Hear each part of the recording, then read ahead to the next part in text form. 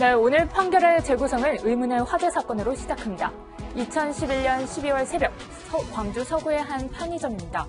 불이 났다고 외치며 한 손님이 뛰어나옵니다. 불은 30분 만에 꺼졌는데요. 이 편의점 안쪽 창고에선 한 중년 여성의 시신이 발견됩니다. 바로 편의점 주인이었습니다. 화재로 숨진 줄 알았는데 알고 보니 이 편의점 주인 머리에 둔기를 맞고 숨진 거였습니다. 이 살인 후 불을 지른 게 의심되는 상황.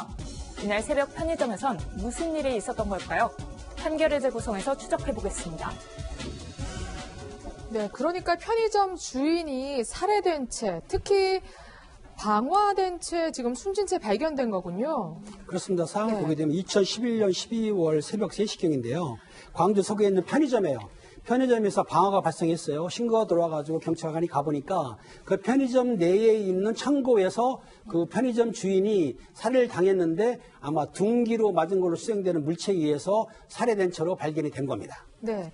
혹시 그럼 편의점 돈이 없어지거나 그랬나요? 편의점에 돈이 없어진 것이 없기 때문에 그 경찰에서 보기에는 그럼 강도 같은 건 아니고 혹시 원한이나 시장 관계가 아니냐라고 해서 수사 시작됐고요. 네. 그 방화는 한 30분 만에 전화가 됐어요. 문제는 그래요? 없었는데 단지 그 안에서 편의점 주인이 살해된 채로 발견이 된 거죠. 그러니까 돈은 전혀 건드리지 그렇죠. 않고 들어가서 편의점 주인만 살해를 하고 불을 지르고 나온 건데 그러면 가장 먼저 용의자로 의심받은 사람이 누구였나요? 그 여성은 바로 불이 난 것을 가장 처음에 인지한 여성이었습니다. 이날 범행당일 오전 3시경에 한 여성이, 키가 작은 여성이 검정색 코트를 입고 마스크를 쓰고 편의점 안으로 쑥 들어온 거예요. 처음에 쑥 들어가면서 뒤쪽으로 가길래 이 아르바이트생이 뒤쪽에 있는 물건을 고르나 보다 이렇게 생각을 했다고 합니다. 근데 너무 오랫동안 나오지 않아서 이상해서 창고 쪽으로 걸어가 봤더니 이 여성이 창고에서 뛰어나오면서 안에 불이 났다라고 황급히 소리를 지르고 빠져나갔다는 거예요. 그래서 이 여성이 유력한 용의자로 보고 있었고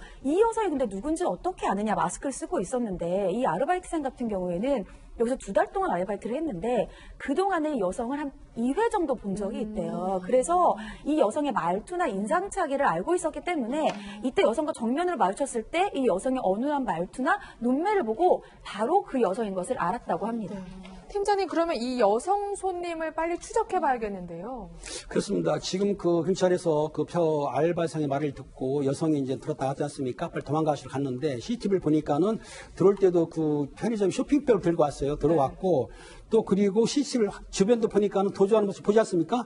가는 모습이 발견된 거예요. 그러니까 저 여성이 쇼핑백을 들고 와서 방화를 한 뒤에 편의점 주인을 살해하고 도주한 것이다라고 일단은 가장 유력한 용의자로 추적해가지고 추적을 하는 거죠. 하지만 CCTV를 보니까 지금 모자도 쓰고요. 마스크를 써서 얼굴이 잘 보이지 않습니다. 일단 경찰은 이 CCTV를 편의점 직원 그리고 피해자의 가족에게 보여줍니다. 그런데 피해자인 편의점 사장의 아들이 아주 화들짝 놀랐다고요. 네, 유족이죠. 피해자의 아들인 30대 남성이 범인으로 한 40대 여성을 지목하게 되는데요. 이제 이 30대 남성이 2년 가까이 동거했던 40대 여성이 있었나 봐요. 근데 그렇게 오래 동거했으니까 이제 행세 그리고 행동 양태나 아니면 신체 특징을 잘 알 수밖에 없죠. 그러니까 걸음걸이, 체형 등을 잘 알고 있었는데 이제 피고인의 걷는 모습을 CCTV를 통해서 보면 약간 오다리여서 뻣뻣하게 걷고 일반 사람들의 걷는 모습과 달리 약간 이렇게 위로 솟구치는 듯이 그렇게 걷는 모습이 특징이어서 보고 바로 확정을 했다고 합니다. 그러니까 편의점주 아들의 여자친구였던 겁니다. 걸음걸이로 특정을 단번에 알아볼 수 있다고 하는데요. 그래서 결국에 경찰이 이 여성을 체포하게 되는데 알리바이를 제시했다면서요. 네, 이 경찰은 전 동거녀인 이 40대 여성을 용의자로 특정을 했는데 이 여성은 결국 체포는 됩니다. 근데 계속 범행 시각에 자기는 집에 있었다 이러면서 결백을 주장을 했는데요. 그 증거까지 제시를 했습니다.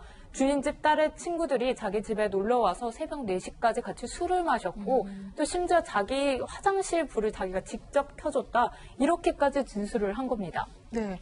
이 40대 여성의 집이 경기 화성이라면서요. 범행 장소는 전라도 광주고요. 사실 거리가 꽤 먼데 집에 있었다면 사실상 불가능한 시간대 아니겠습니까? 그래서 만약에 저 진술이 맞다고 그러면 알리바이, 현장 부재 증명을 해가지고 사람이 두 사람일 수가 없으니까 알리바이로서 무죄가 나오는데 경찰들이 탐문수사를 하다 보니까는 택시 기사를 발견했어요. 택시 기사가 증언을 네. 했습니다. 무슨 말이냐면 그 당시에 강주에서 경기도까지 3시간 정도의 택시를 태웠는데 그게 40대 여성이다. 그리고 그 40대 여성에서 기름 냄새가 났다는 거예요. 그래서 기분이 몇 번 나빴다는 얘기고, 그리고 목적지까지 가는 도중에 택시인지 택시는 가스를 태우지 않습니까? 그쵸. 그 연료 가스가 부족하니까 그 탑승했던 여자 승객이 자기 신용카드로 해가지고 가스 충전을 시켰어요. 그러면 카드는 당연히 내역이 나오지 않습니까? 네. 자기 카드라고 그러면은 그 카드에서 자기가 가스를 충전했다는 게 명확하게 나왔고, 또 그런 카드를 하게 되면은 그 영수증이 나오지 않습니까? 이게 발견했기 때문에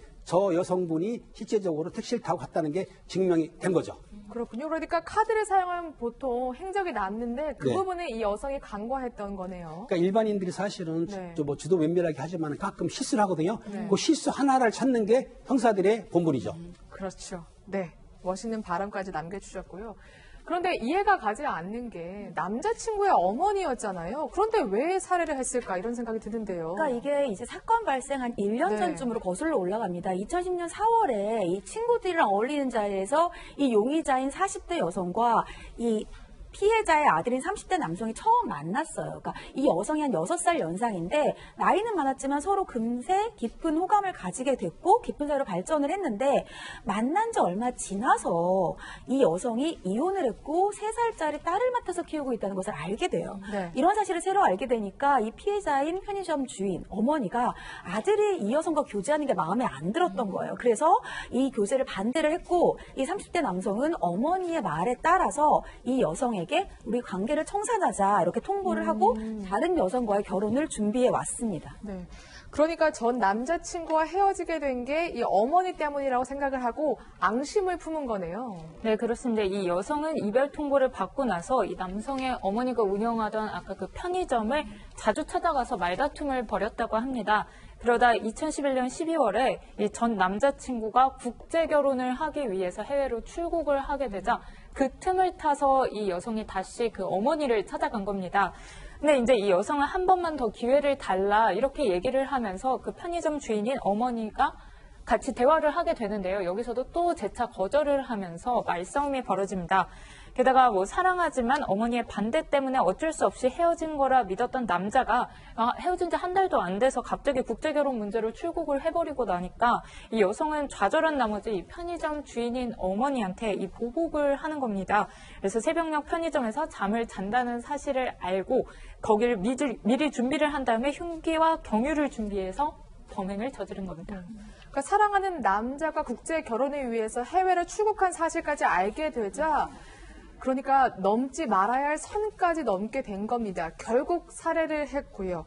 법정에 서게 됐는데 네. 끝까지 계속해서 범행을 부인한다면서요. 예, 아까 김 팀장님께서 말씀하셨지만 이 사람을 그 광주에서 경기도까지 태워준 택시 기사가 아주 일관된 진술을 하고 있는 거예요. 뭐 기름 냄새가 났고 몇 시간을 태웠으니까 뭐 그 옷, 그 아까 CCTV에 있었던 옷 같은 게 대강이 있었을 거 아니야. 인상착의 그런 것도 얘기하고 또 신용카드 중간에 이제 가스 충전을 해야 되니까 이 탑승객이 이 신용카드를 줘서 그걸로 결제를 했었다라고 일관되게 진술을 하는데 이 여성은 이 피의자는 계속 피고인은 뭐라고 하냐면 자기는 택시를 탄 사실 자체가 없었다. 아, 택시 탄 적도 없다? 택시를 탄 사실 자체가 네. 없었고 그럼 왜 신용카드 매출 전표가 생겼냐. 네. 분실했다. 얼마 전에 이 사건이 있기 며칠 전에 그 신용카드를 분실해서 그게 부정 사용된 거다. 이렇게 주장을 하는데요. 만약 그렇다면 딴 데서도 막 사용이 됐어야겠죠. 그런데 그렇지 않고 택시 기사가 일관된 진술을 하니까 택시 기사의 진술을 믿게 되고요. 그다음에 또 이 여성은 그러면서 하는 말이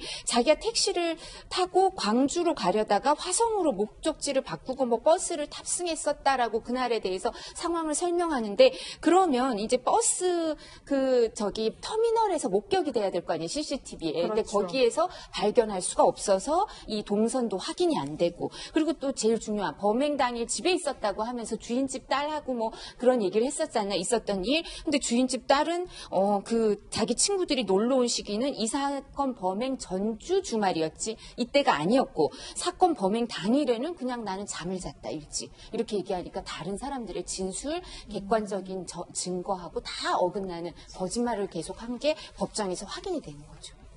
네. 결국에 이렇게 거짓말을 했지만 모두 다 부정당하고요. 유죄가 인정되게 됩니다.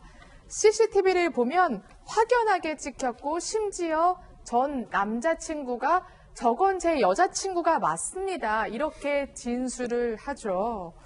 그래서 이 CCTV 녹화 장면이 결정적인 계기가 되어서 네, 이렇게 유죄가 인정되는 건데 1심 재판부 그러면 유죄는 인정됐으니까 형량이 문제잖아요. 어떻게 선고를 했습니까? 네, 이 법원 같은 경우에는 해당 여성에게 살인 또 현주건조물 방화죄로 무기징역을 선고를 했습니다. 네. 그 이유가 범행 수법이 상당히 잔인하고 생명을 앗아간 것은 어떠한 이유로도 합리화될 수 없다. 여기에 더해서 미리 거기에서 잠을 자고 이런 것들을 사전에 파악했기 때문에 계획적이고 범행 후에 범행을 은폐하려고 했고 또 전혀 반성하는 모습이 없이 자신의 억울함만을 강변했기 때문에 중형을 선고했다. 이렇게 밝혔습니다. 네, 1심에서 무기징역이 선고됐습니다. 하지만 이 40대 여성은 승복하지 않고요. 끝까지 자신은 정말 택시를 탄 적도 없고 이 전 남자친구의 어머니를 살해한 적이 없다. 이렇게 주장을 하면서 항소를 제기했다면서요. 예, 항소를 제기해서 항소심에서는 이제 택시 기사하고는 이제 진술이 어긋났고 또 주인집 딸하고도 진술이 어긋났으니까 이제 무슨 얘기를 하기 시작하냐면 2011년 11월 20일부터 자기가 다리가 불편해서 심하게 네. 쩔뚝거려서 걷기가 힘들었고 11월 28일부터는 전혀 걸을 수가 없어서 이 편의점 CCTV 속에서는 이렇게 약간 위로 치솟는 걸음이지만 걷는 게 보이는데 그러니까 자기가 아니다 이렇게 네. 얘기를 한 거예요. 그랬더니 그 유족이죠. 피해자의 그 아들인 30대 남성 동거를 했던 2년 가까이 동거했던 그리고 CCTV를 보고 이 40대 여성을 처음 용의자로 특정했던 이분이 2012년 12월 2일까지 이 여성하고 같이 있었대요. 근데 그때까지 40대 여성이 정상적으로 걸어 다녔는데 저렇게 특색 있는 걸음이긴 하지만 그러니까 아니다라고 얘기를 하고 CCTV 속 범인의 걸음걸이 그 특징이 그대로 이 여성이 맞다라고 이렇게 증언을 했습니다. 네, 그래서 항소심에서 예. 인정이 됐는데 다만 감형이 됐더라고요. 예, 왜냐하면 네. 무기징역을 선고했지만 사실은 일정 부분 이 사람이 그전에는 실형 선고 전력이 없는 거예요. 그리고 또 이제 1심에서 2심 재판을 받는 동안 이제 계속 구속돼 있었겠죠. 그런 부분도 감안하고 제일 큰 거는 아까 잠깐 나왔었지만 이혼을 하고 3세의 어린 딸하고 네. 같이 살고 있었으니까 미성년 자녀 특히 저렇게 어린애들 미취학 아동의 경우에는 엄마가 키우는 게 좋다고 보통 생각을 하니까 재판부가 그 점을 고려해서 이제 그 어린 딸이 있으니까 또 이 부분을 좀 고려해야겠다. 엄마가 어느 정도는 역할을 해야 되기 때문에라고 생각하고 20년으로 감형을 해주었다고 합니다. 네. 사랑에 눈이 멀어 살인까지 한 40대 여성. 사랑을 다시 얻기는커녕 결국 사랑하는 사람에게 어머니의 죽음이란 가장 큰 아픔을 주었고요. 자신의 아이에게도 가장 엄마의 손길이 필요한 때 같이 있어주지 못하게 됐습니다. 저희는 시청자 질문과 함께요. 60초 후에 돌아오겠습니다.